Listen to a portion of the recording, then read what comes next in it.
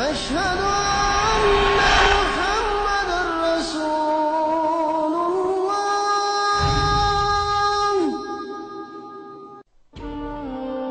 கடவுளை பற்றி சொன்னவர்கள் எல்லாம் கடவுளாகிவிட்டனர். ஆனால் கடவுளை சொன்ன கடவுளாக்கப்படாத ஒரே ஒரு மத தலைவர் யார்? ஒரு மதத்தை புனரமைத்த தலைவருக்கு 14 நூற்றாண்டுகளாக ஒரு சிலையோ உருவமோ இல்லையே. யார் இவர்? இவரின் பெயர் 24 மணி நேரமும் உலகெங்கும் ஒலிக்கிறதே. யார் இவர்? 14 நூற்றாண்டுகளாக சிலையோ உருவமோ ஆக்கப்படாத ஒரே ஒரு அரசியல் தலைவர், ஒரே ஜனாதிபதி, ஒரே சக்கரவர்த்தி, ஒரே ஒரு உச்ச நீதிமன்ற நீதிபதி யார்? மனிதன் என்றால் தவறு வரும். அவன் எழுதும் புத்தகத்தில், அவனது கருத்தில் ஆண்டுகள் செல்ல செல்ல பல திருத்திய பதிப்புகள் வெளியிடுவார்கள். ஆனால் 14 நூற்றாண்டுகளாக இவர் சொன்ன செய்தியான ஒரு நூல், ஓர் எழுத்து, ஒளி, அர்த்தம் ஏதும் பிசகாமல், மாற்றத்திற்கு அவசியம் இல்லாமல் அப்படியே இருக்கிறதே. திருத்திய, திருத்தப்பட்ட, விரிவாக்கப்பட்ட, சுருக்கப்பட்ட, பிழை நீக்கப்பட்ட பதிப்பே இல்லாமல் இன்று வரை இருக்கிறதே.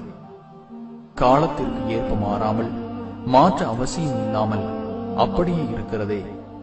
அதன் பொருளும் அர்த்தமும் எல்லா காலத்திற்கும் பொருந்தி வருகிறதே. அறிவியலை மிஞ்சுகிறதே இந்த நூல். அது எப்படி? இதை எப்படி ஓர் எழுத படிக்க தெரியாத ஒரு நபர் சொல்லி இருக்க முடியும்? அதுவும் 6ஆம் நூற்றாண்டில்.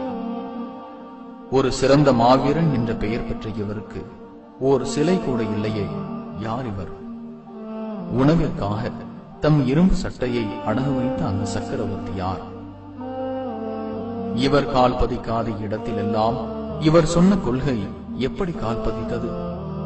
அதுவும் அறிவியல் வளர்ச்சியே இல்லாத அந்த காலத்திலே. சிந்தியுங்கள். எப்படி 6ஆம் நூற்றாண்டில் வாழ்ந்த ஒரு மனிதர் சொன்ன செய்தி இன்றும் பரவி விரிந்து வளர்ந்து கொண்டிருக்கிறதே. என்ன காரணம்?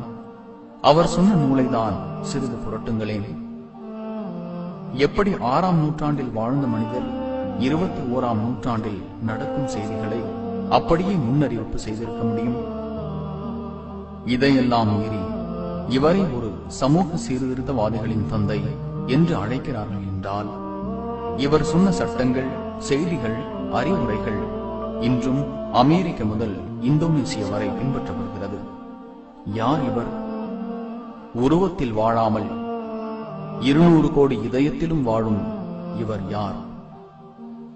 அரேபிய துணை கண்டத்தின் ஜனாதிபதி, பேரரசர், உச்ச நீதிமன்ற தலைமை நீதிபதி, இஸ்லாமிய மார்க்கத்தை புனரமைத்த தலைவர், சமூக சீர்திருத்தவாதிகளின் தந்தை, நாணயமான வணிகர், தத்துவவாதி, வாய்மையான பேச்சாளர், போர் வீரர், இராணுவ தலைவர், கொடையாளி, மனிதநேய செம்மல், சிறந்த குடும்ப தலைவர், அகிலத்தின் அருட்கொடை, பெருமானார், மனிதர்களின் முன்மாதிரி, மாமனிதர், இறை தூதர், நபிகள் நாயகம்.